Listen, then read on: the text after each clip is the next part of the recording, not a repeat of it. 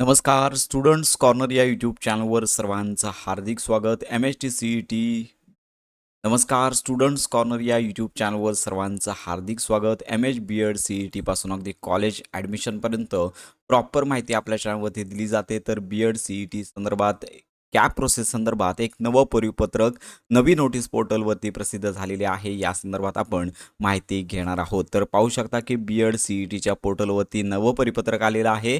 तर यामध्ये जे विद्यार्थी येतात तर पाहू शकता पोर्टल थोडंसं लोड होतं आहे. तर अशा प्रकारे कॅप प्रोसेसचं हे पोर्टल आहे. जी पहिली मेरिट लिस्ट आहे याची मुदत संपलेली आहे.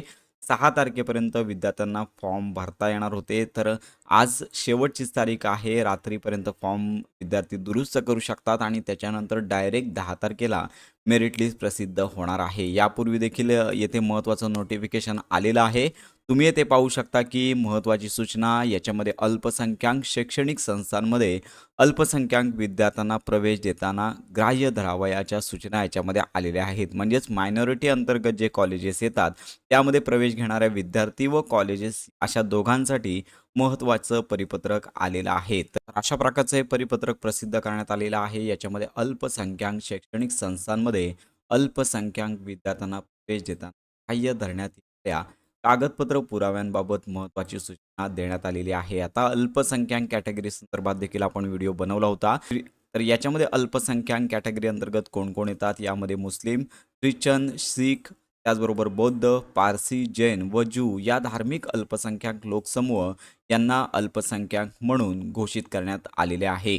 याच्यामध्ये लक्षात घ्या की विद्यार्थ्यांना अल्पसंख्याक ज्या शैक्षणिक दर्जा असणाऱ्या कॉलेजेस आहेत, संस्था आहेत, तर याच्यामध्ये अल्पसंख्याक विद्यार्थ्यांना प्रवेश देताना कोणते धार्मिक व भाषिक पुरावे ग्राह्य धरण्यात यावेत, याबाबत राज्यातील सर्व महाविद्यालये, माध्यमिक, व्यावसायिक व उच्च शिक्षण देणाऱ्या शैक्षणिक संस्थांना सूचना शालेय शिक्षण विभागाच्या सहमतीने देण्यात आलेले आहे. तर या कॅटेगरी अंतर्गत लक्षात घ्या जे विद्यार्थी येतात त्यांना मायनॉरिटी अंतर्गत जर कॉलेजमध्ये कॅप प्रोसेस अंतर्गत प्रवेश घ्यायचा असेल तर यांना कागदपत्र देण्यासंदर्भातलं हे महत्त्वाचं परिपत्रक प्रसिद्ध करण्यात आलेलं आहे. तर अतिशय महत्त्वाचा हा पॅराग्राफ आहे, विद्यार्थ्यांनी पाहून घ्यायचा आहे.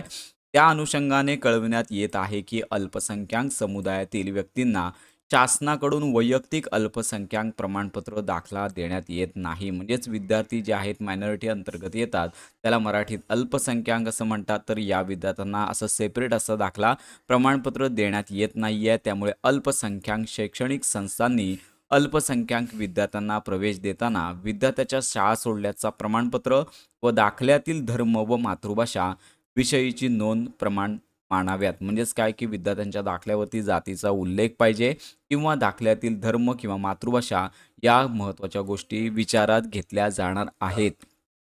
त्यानुसार विद्यार्थ्यांना प्रवेश देण्यात येणार आहे आणि विद्यार्थ्यांना शाळा सोडल्याचा दाखला व प्रमाणपत्र याच्यामध्ये धर्म किंवा मायनॉरिटीचा उल्लेख नसेल, म्हणजेच मातृभाषेचा देखील उल्लेख नसेल, तर अल्पसंख्याक समाजाच्या नोंदणीकृत संघटनेचे अथवा धर्मप्रमुखाने दिलेले प्रमाणपत्र, उदाहरणार्थ बप्तिस्मा त्या प्रमाणपत्र, दीक्षा प्रमाणपत्र यासह संबंधित विद्यार्थ्याच्या पालकाचे धर्म किंवा मातृभाषा विषयीचे शपथपत्र यामधील कुठलाही एक पुरावा गृहीत धरून विद्यार्थ्यांना प्रवेश देण्यात यावा. तर अशा प्रकारची देण्यात आलेली आहे. जे विद्यार्थी मायनॉरिटी कॅटेगरी अंतर्गत येतात त्यांना त्यांच्या संबंधित कास्टचा त्यांच्या शाळेच्या दाखल्यावरती, टी-सीवरती किंवा मातृभाषेचा उल्लेख धर्म किंवा चा आहे आणि ते देखील नसेल तर धर्मप्रमुख किंवा अधिकृत नोंदणीकृत संघटना आहे यांचा देखील मायनॉरिटीचा दाखला देखील चालणार आहे. तर ही कागदपत्रे जे विद्यार्थी मायनॉरिटी कॅटेगरी अंतर्गत येतात तर त्यांनी तयार ठेवायचं आहे. तर अशा प्रकारे ही महत्त्वाची माहिती प्रसिद्ध करण्यात आलेली आहे. जे विद्यार्थी मायनॉरिटी अंतर्गत येतात, कॅप प्रोसेस अंतर्गत प्रवेश घेऊ इच्छितात त्यांनी ही महत्त्वाचं हा जो शासन निर्णय वाचायचा आहे, आवश्यक ती कागदपत्रे पुन्हा कॉलेजमध्ये ॲडमिशन घेताना तुम्हाला ही सादर करावी लागणार आहे. तर अशा प्रकारचं हे महत्त्वाचं परिपत्रक सर्वांपर्यंत शेअर करा. कॅप प्रोसेस संदर्भात लक्षात घ्या, आता लवकरच पुढचं वेळापत्रक पोर्टलवरती प्रसिद्ध होईल. तर फायनल मेरिट लिस्ट पाहू शकता की येथे तुम्हाला 10 तारखेला पाहता येणार आहे. यानंतर पुढचं वेळापत्रक आपण संपूर्ण माहिती व्हिडिओ परिपत्रक आल्यानंतर देणार आहोत. तर अशा प्रकारची ही महत्त्वाची माहिती सर्व विद्यार्थ्यांपर्यंत नक्की शेअर करा. कॅप प्रोसेस संदर्भात खात्रीशीर माहितीसाठी आपल्या स्टुडंट्स कॉर्नर या यूट्यूब चॅनलच्या कनेक्टमध्ये राहा.